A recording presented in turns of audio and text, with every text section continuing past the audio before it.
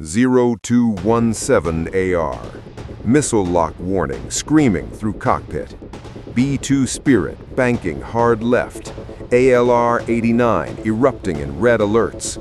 Fire control radar locked solid from Iranian coast. This wasn't supposed to happen.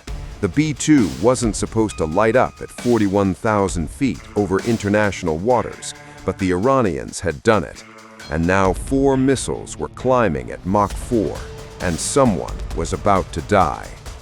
Fast forward 89 seconds. Iranian air defense network ceasing to exist. 8 coastal sites going dark. Command bunkers collapsing. B-2 continuing patrol as if nothing happened. Tehran staring at blank screens where billion-dollar defenses used to be. Question isn't why the missiles missed. Question is why Iran thought firing them was anything but signing their own death warrant. Vampire, vampire, vampire. F-22 transmission cutting through chaos. SA-20 inbound, 70 seconds, brake left, now. Pilot throwing 85-ton bomber into a dive. Iranian 48 N-6E missile climbing through 30,000 feet. Weapons officer punching countermeasures into full burn. Jamming pods screaming while decoys spat into slipstream. But the missile was still coming. 50 seconds, 45, 40. USS Abraham Lincoln's SPY-1D radar seeing everything 200 miles south. Order came instantly. Batteries released. Engage all vampires.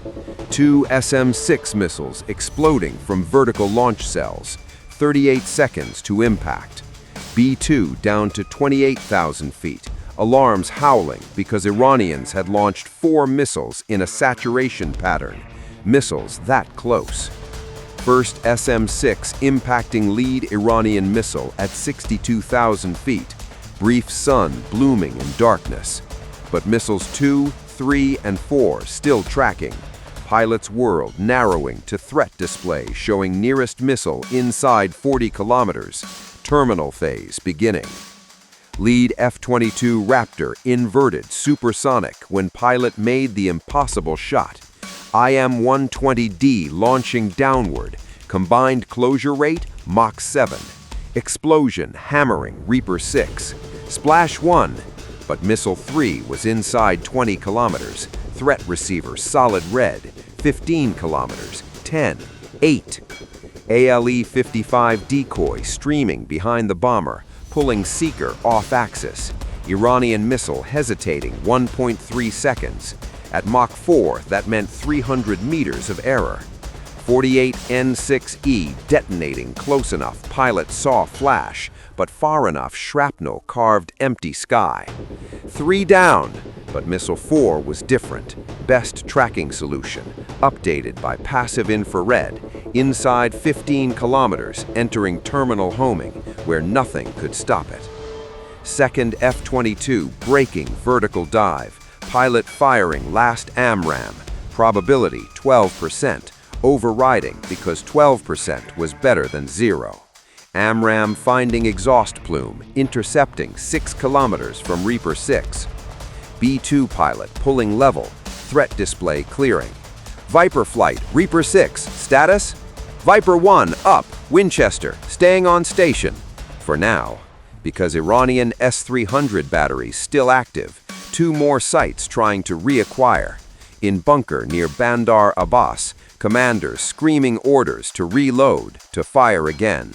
That was their last mistake. They had 12 minutes to live. Abraham Lincoln had already launched counterstrike. 12 FA-18E Super Hornets roaring off deck, weapons loaded with AGM-88G anti-radiation missiles.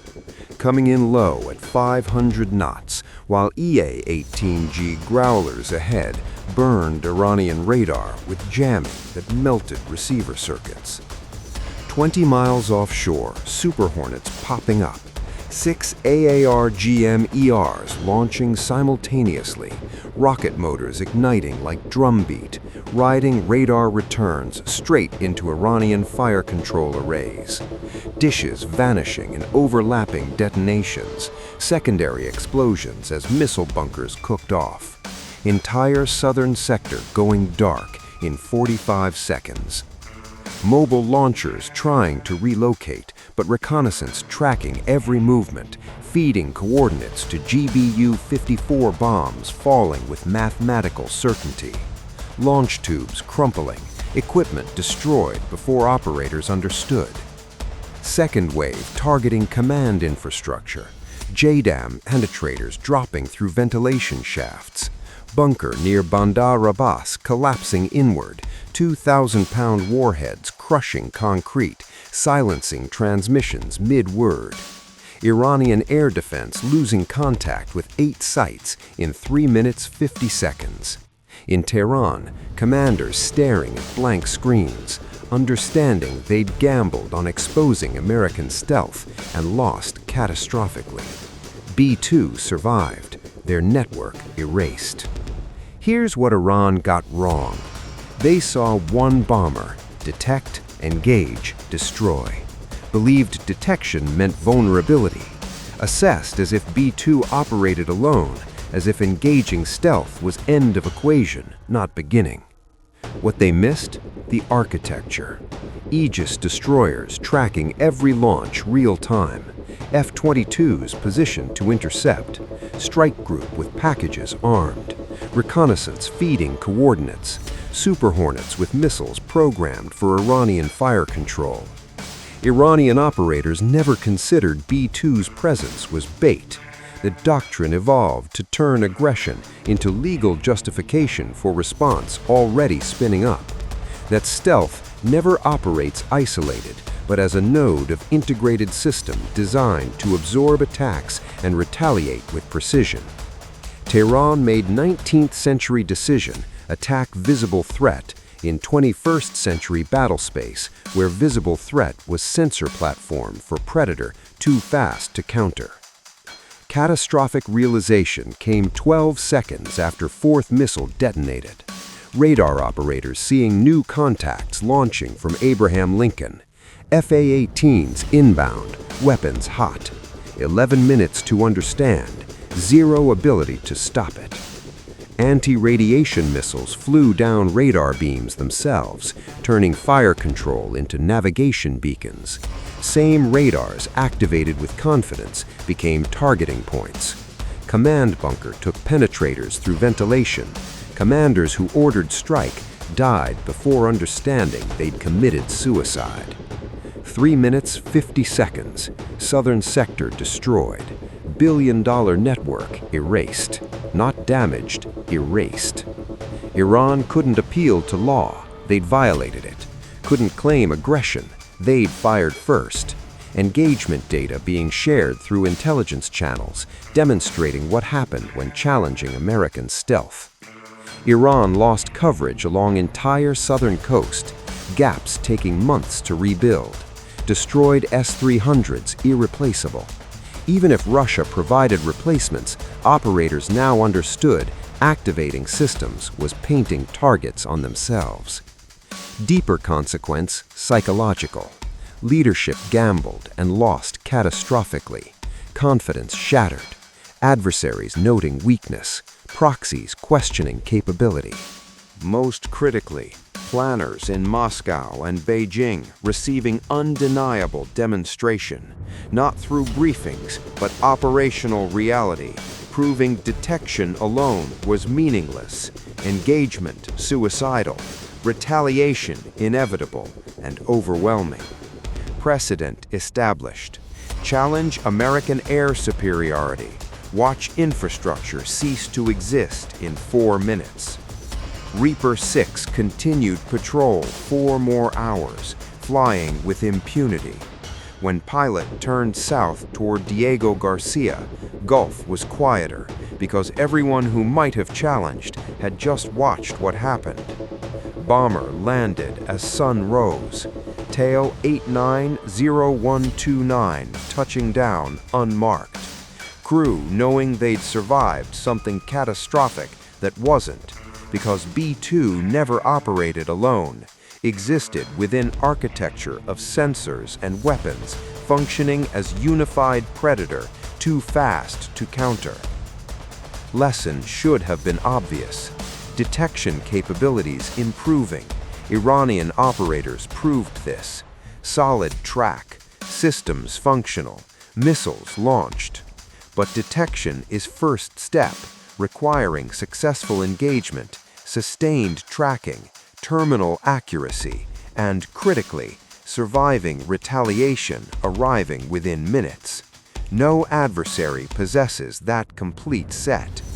Iranian experience demonstrated why attempting engagement isn't brave, but suicidal. Even if missiles hit target, response identical. Tehran destroys one aircraft, loses entire network, gains momentary propaganda, suffers permanent disadvantage.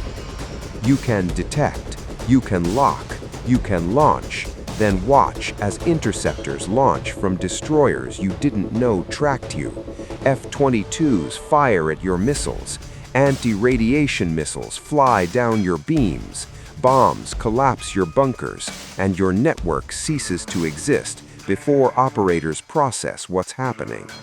Mathematics, elegant and brutal. American stealth operates within an ecosystem designed to absorb attacks and respond with violence, erasing threats faster than adversaries react. Challenge that system. Become object lesson. Iran learned in 89 seconds. 8 sites in 3 minutes 50. Tehran staring at blank displays where billion-dollar defenses used to be. Fire and silence along coast where radar dishes scanned the heavens. Message reached far beyond ruins, carried to every headquarters from Moscow to Beijing to Pyongyang, decoded through demonstration louder than diplomatic statements. Message simple. Pull trigger on American stealth. Watch infrastructure cease to exist in 4 minutes. Detection doesn't matter. Lock doesn't matter. Launch doesn't matter. Only what happens 89 seconds later when everything becomes wreckage and blank screens and certainty you made worst tactical decision in your nation's history. Iran fired 4 missiles, lost billion-dollar network and any illusion of parity. 89 seconds changed everything. The bomber flew home untouched. In war rooms across the world, analysts replayed the engagement frame by frame, not studying how Iran detected the B-2. That was expected eventually. They studied the 89 seconds that followed, the coordinated response, the layered defense, the overwhelming retaliation, because the real lesson wasn't about stealth technology or missile systems. It was about what happens when you mistake tactical capability for strategic advantage, when you confuse seeing the threat with understanding the threat, when you pull a trigger without calculating the cost of the return fire.